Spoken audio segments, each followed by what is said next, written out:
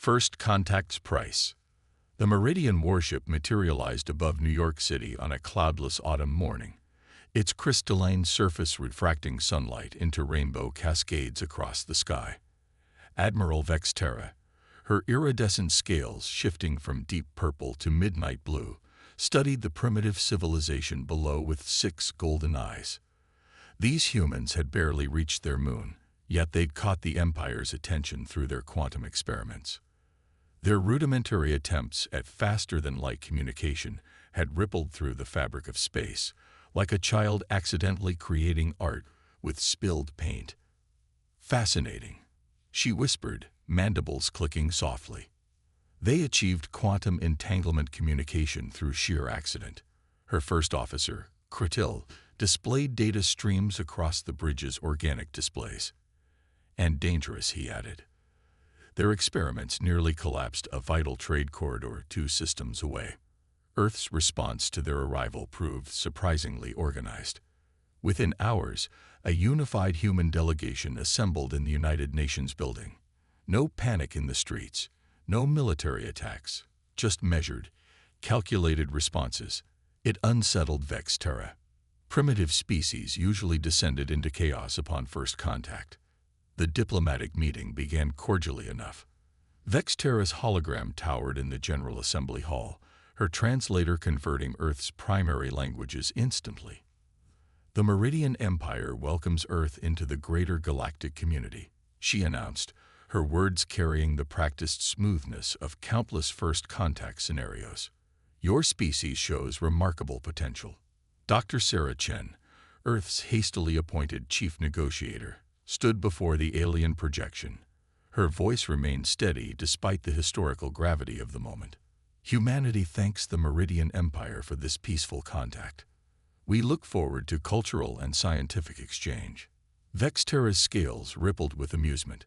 These humans were playing their part perfectly, too perfectly. They showed neither the fear nor the awe she'd expected. Exchange, she purred. Oh no, dear species.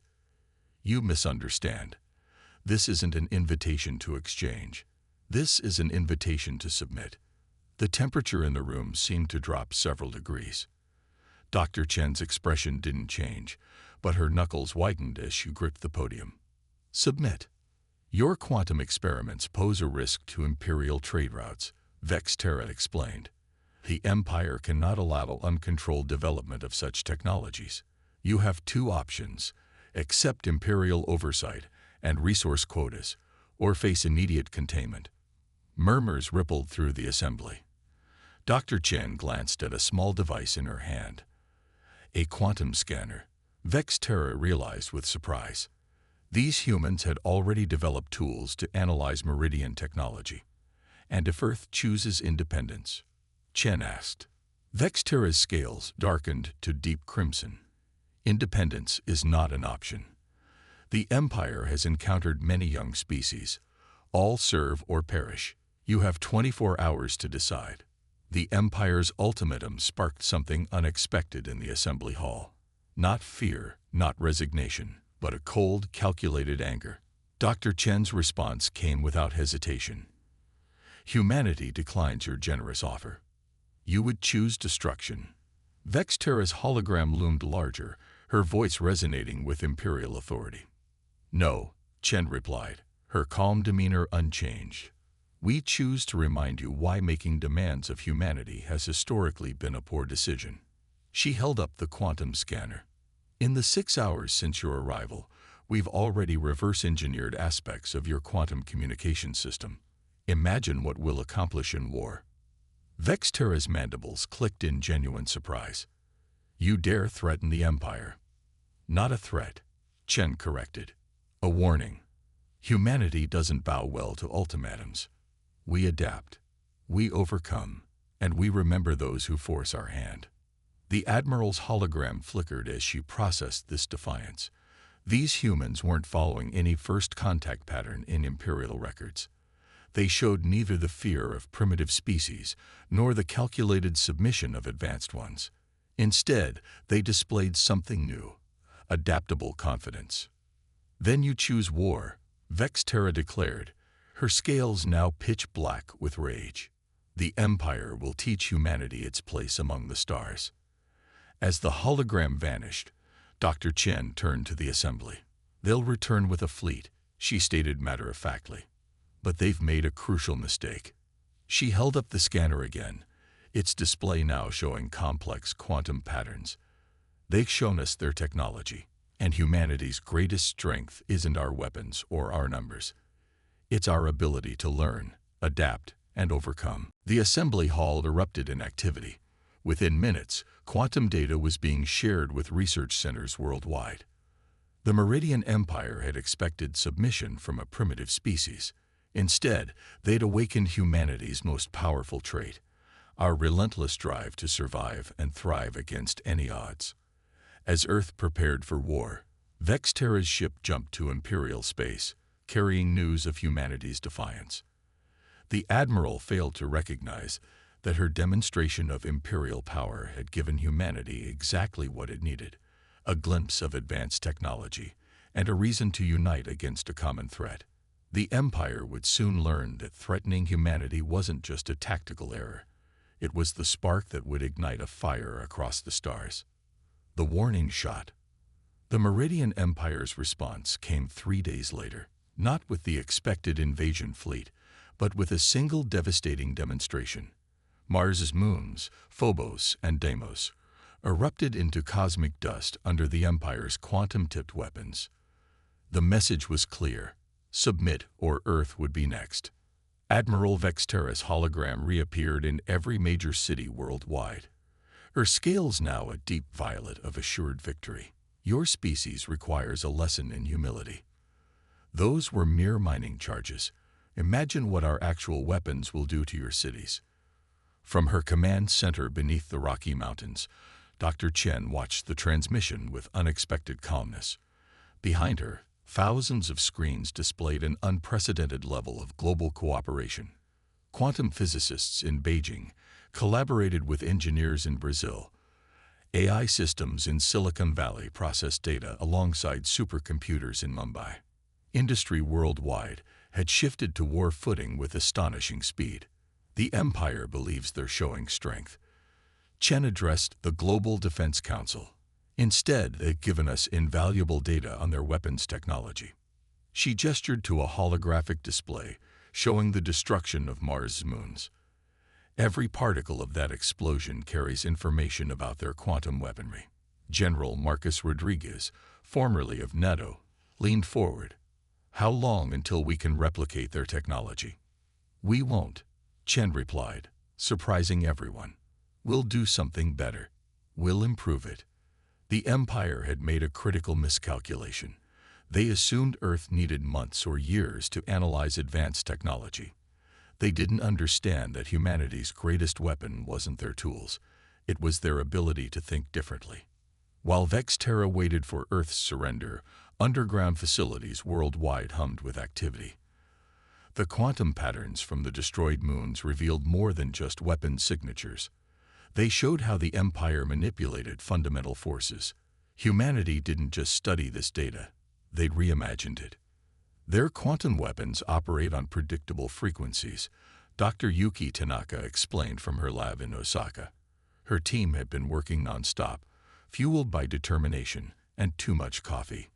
But what if we introduce chaos theory into the quantum field? Projects that should have taken decades compressed into weeks.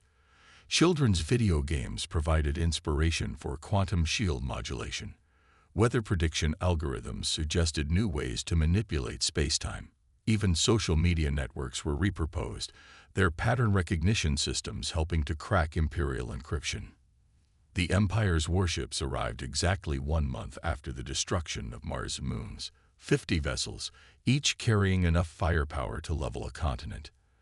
Admiral Vexterra's flagship led the formation, its crystalline surface reflecting Earth's sunlight like a massive diamond of doom. Primitive species, she broadcast. Your time for submission has. Her message cut off mid-sentence.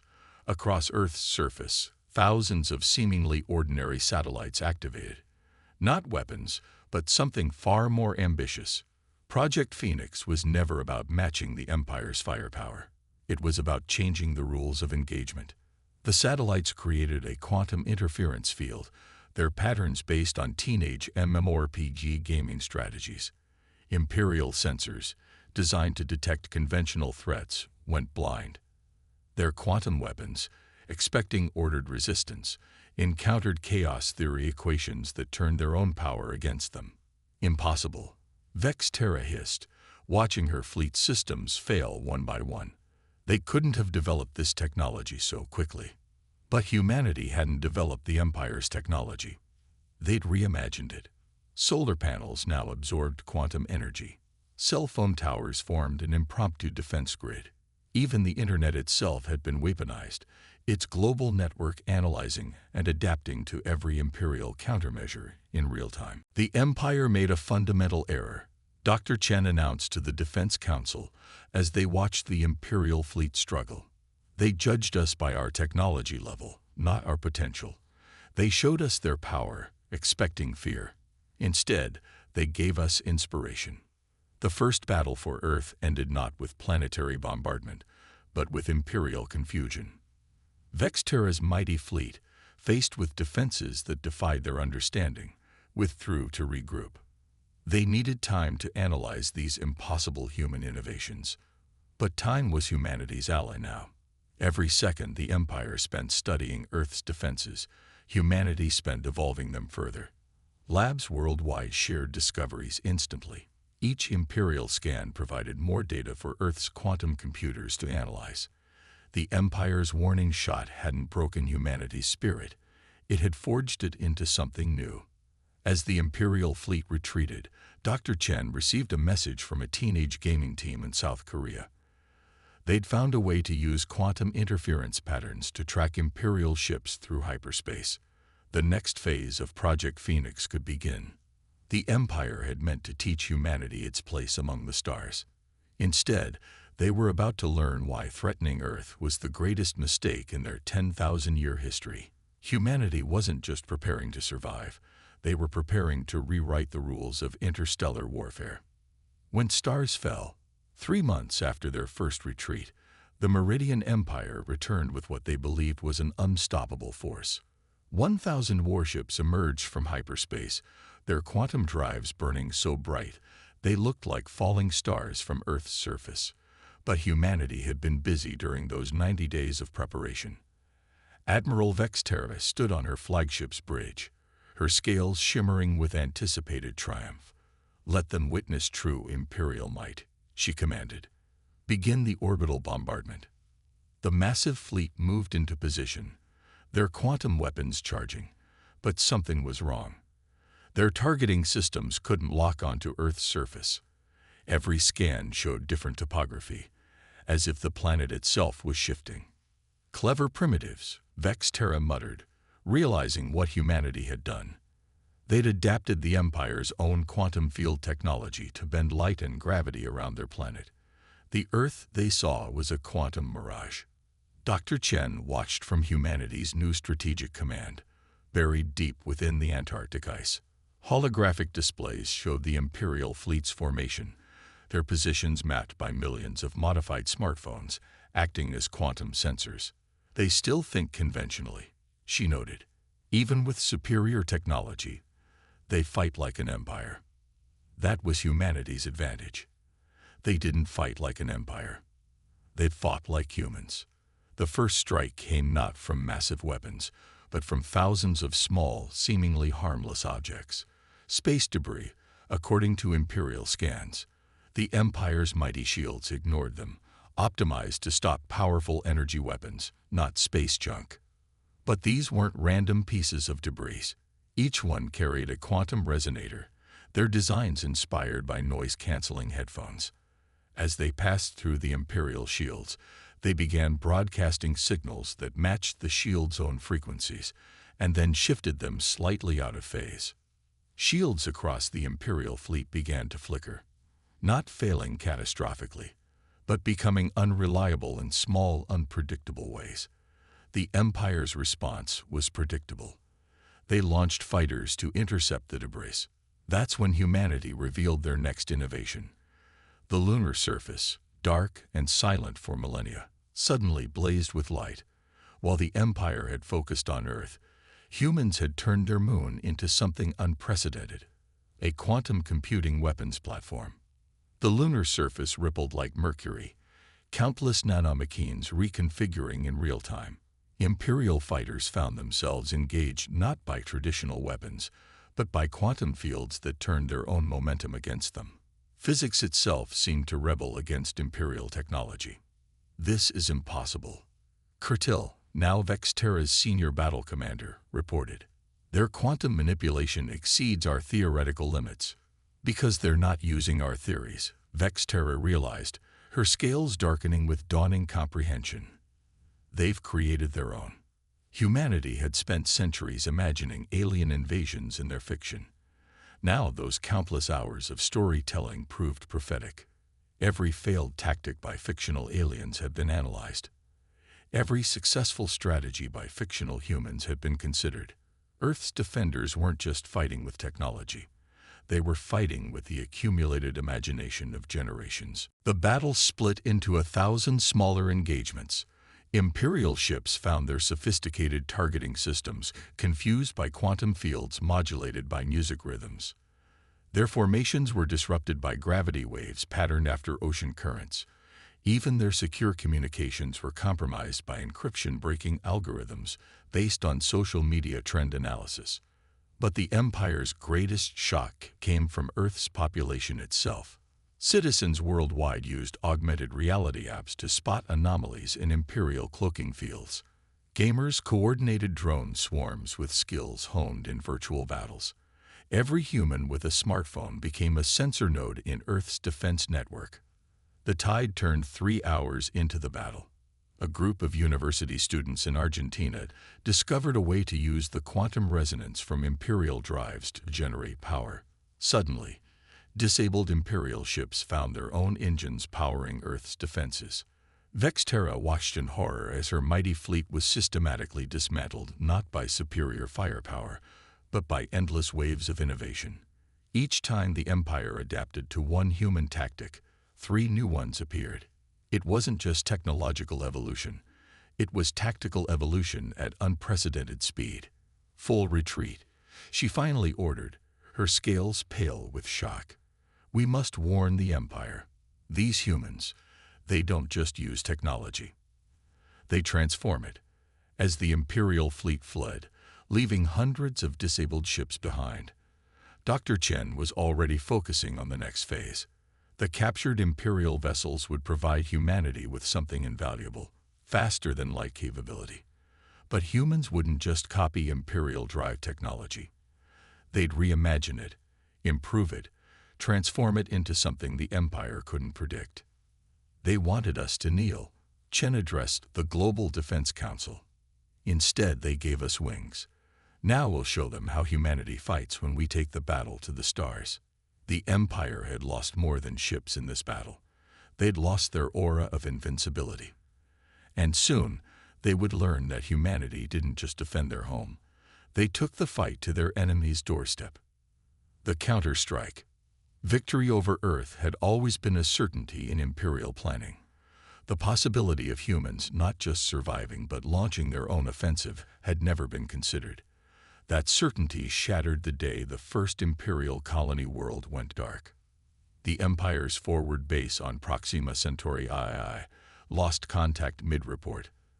Their last transmission showed something unprecedented. Human ships emerging from what appeared to be tears in space itself. Not using Imperial quantum drives, but something entirely different. "They've weaponized wormholes," Vexterra reported to the Imperial Council, her scales ash-gray with dread. "Somehow, they turned our abandoned ship's drive signatures into navigation points. They're using our own retreat paths to map their attacks." The council chamber erupted in chaos. Humanity wasn't just fighting back. They were rewriting the fundamental rules of space warfare. The Empire's neat, ordered strategies meant nothing against an enemy who refused to play by conventional rules. Dr. Chen stood on the bridge of the Terra Nova, Earth's first star cruiser. Built inside a hollowed-out asteroid, it incorporated technology that even the Empire hadn't imagined. Its hull contained millions of quantum-linked nanomachines that adapted to any attack. Its weapons were based on principles discovered by studying Imperial technology, then deliberately misusing it in ways its creators never intended. Conventional wisdom says you can't win a war against an empire that controls 1,000 worlds. She addressed her crew, a mix of soldiers, scientists, and gamers chosen for their ability to think creatively. But conventional wisdom never met humanity. Earth's counter-offensive didn't target military installations or fleet bases. Instead, they struck at something far more valuable: the Empire's sense of security. Human ships appeared and disappeared at will, using wormhole technology that defied Imperial scanning. Each strike demonstrated new innovations that sent shockwaves through Imperial society. On New Damascus, an Imperial core world, residents woke to find their quantum communication network reprogrammed to broadcast Earth entertainment. Imperial citizens watched in fascination as human stories of resistance against overwhelming odds played on every channel. Seeds of doubt began to sprout in the Empire's perfectly ordered society. The Imperial mining world of Calix Bii discovered its automated defense systems dancing to Earth music, their targeting protocols rewritten by algorithms based on rhythm games. The military installation on Rigel Prime found its quantum shields reconfigured into what appeared to be a massive art installation visible from orbit. But humanity's most devastating weapon wasn't their technology. It was their ideas. Every strike carried a message. Resistance against the Empire wasn't just possible, it was inevitable. They're not trying to destroy us, one Imperial analyst realized with growing horror. They're trying to inspire others to resist us. The strategy worked. The Empire's client species, watching humanity's successful defiance, began questioning their own submission. Underground resistance movements sprouted across Imperial space, using tactics learned from broadcast human history. Vexterra, now leading the Empire's counterinsurgency efforts, found herself fighting an enemy that seemed to be everywhere and nowhere. Human ships appeared in supposedly secure systems, transformed Imperial technology in impossible ways, then vanished before retaliation could arrive. How do you fight an enemy that treats war like an art form? She demanded during an emergency council session. They're not just attacking our forces, they're attacking the very idea of Imperial power. The Empire's response was predictable. They assembled their largest fleet ever, drawing ships from across their territory. They would crush this human insurgency with overwhelming force. But even this played into humanity's hands. Look how they gathered their ships, Dr. Chen observed from the Terra Nova's bridge, watching Imperial fleet movements, so focused on concentration of force that they can't see the trap. As the Empire gathered its armada, they didn't realize they were exposing something crucial: the quantum command frequencies that coordinated their entire military. Human ships didn't need to defeat the Imperial fleet in battle. They just needed to learn how it was controlled. The revelation came from an unexpected source: a team of teenage hackers in Tokyo, analyzing Imperial communications for fun, discovered that the Empire's entire command structure relied on quantum entanglement networks similar to old Earth Internet protocols.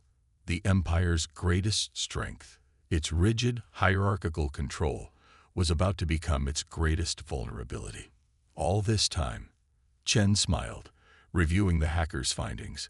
They thought they were hunting us, but we've been hurting them exactly where we need them to be. As the Empire's massive armada prepared for its final push to crush humanity, they didn't realize they were about to learn the oldest lesson in warfare: the bigger they are, the harder they fall. The stage was set for a confrontation that would reshape the galaxy, not through superior firepower, but through humanity's unique talent for turning an enemy's strength against itself. The Empire had built its power over millennia through order, control, and overwhelming force. They were about to face an enemy that thrived on chaos, adaptation, and the unconventional. The final battle wouldn't just determine Earth's fate, it would decide whether the galaxy's future belonged to order or innovation. Ashes of pride. The imperial capital of Meridia Prime hung like a perfect crystal in space, its artificial rings glowing with the power of 1,000 quantum cores. The Empire's assembled armada, 10,000 ships strong, formed a barrier between their crown jewel and the approaching human fleet. But Dr. Chen, watching from the Terra Nova's bridge, saw something different. Not an impregnable defense, but a network of interconnected vulnerabilities. The Empire's mighty fleet was about to face humanity's greatest weapon, creativity unleashed. Their entire civilization is built on control. Chen addressed the United Earth Fleet. We're about to show them the power of chaos. The human counter-offensive began not with a bang, but with a song. Thousands of quantum frequencies, synchronized to Earth music, rippled through space. Imperial commanders dismissed it as psychological warfare, until their ships started dancing. The hackers' discovery had been correct. The Empire's quantum command network shared its basic architecture with Earth's internet protocols. And like any network, it could be manipulated. Each musical note carried coded quantum algorithms, spreading through Imperial systems like a viral melody. Admiral Vextera, watching from the Imperial Palace, realized too late what humanity had achieved. "They're not attacking our ships," she whispered, scales turning white with horror. "They're reprogramming the fundamental protocols of our entire civilization." The Empire had spent millennia building the most sophisticated quantum network in known space. Every ship, every weapon, every communication relied on it. But they'd never imagined someone would think to make it dance. Humanity's attack didn't target Imperial defenses. It targeted the Imperial way of thinking. Ships' quantum cores pulsed in rhythm. Their carefully regulated energy flows transformed into improvised jazz. Weapon systems designed for maximum efficiency found themselves operating on principles derived from Earth sports games. "This is impossible," Curtil shouted as the Imperial fleet's formations dissolved into chaos. "How are they controlling our ships?" "We're not controlling them," Chen replied across all frequencies. "We're setting them free." The Empire's greatest weakness wasn't their technology. It was their inability to adapt to the unexpected. When their quantum networks started operating on principles inspired by human creativity rather than Imperial efficiency, their entire civilization began to transform. On Meridia Prime's surface, Imperial citizens watched in awe as their ordered world erupted in unprecedented ways. Quantum-regulated architecture began rearranging itself based on Earth art. Entertainment systems broadcasted human history, not as propaganda, but as inspiration. The Imperial Council, gathering for emergency measures, found their quantum-sealed chambers resonating with Earth music. The very foundations of their power were being remixed, reimagined, transformed. "You don't understand what you're destroying," Vextera broadcast desperately. "The Empire maintains order across 1,000 worlds." "Order through submission isn't peace," Chen responded. "We're not destroying your civilization. We're evolving it." The final battle for the galaxy wasn't fought with weapons, but with ideas. Humanity didn't seek to conquer the Empire. They sought to transform it. Each quantum pulse carried not just attack codes, but new possibilities. As Imperial ships danced in space, their crews discovered something unexpected: freedom. The rigid protocols that had governed their lives for millennia dissolved, replaced by the opportunity to think differently.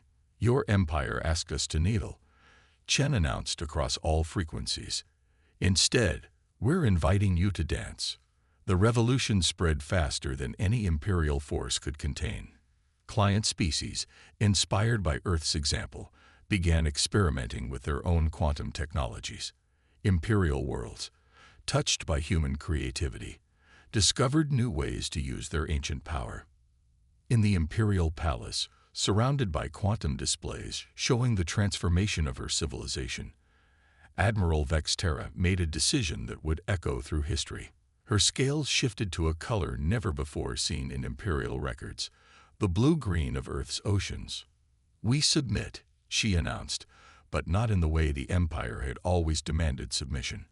"We submit to change." The war ended not with the Empire's destruction, but with its transformation. Humanity had proven that the greatest power in the universe wasn't control, it was creativity. The ability to imagine something new, to transform the impossible into reality. 1 year later, the Galactic Council convened for the first time. Not as masters and servants, but as equals. Representatives from 1,000 worlds gathered to share their unique perspectives, their different ways of thinking. Dr. Chen, addressing the council, smiled at how far they'd come. The Empire thought they were teaching us our place among the stars. Instead, we taught the galaxy that every civilization has something unique to contribute. The stars had witnessed many empires rise and fall, but for the first time, they watched one transform. The galaxy learned that true strength didn't come from imposing order. It came from embracing chaos, adaptation, and the endless possibilities of creative thought. Humanity had not just survived.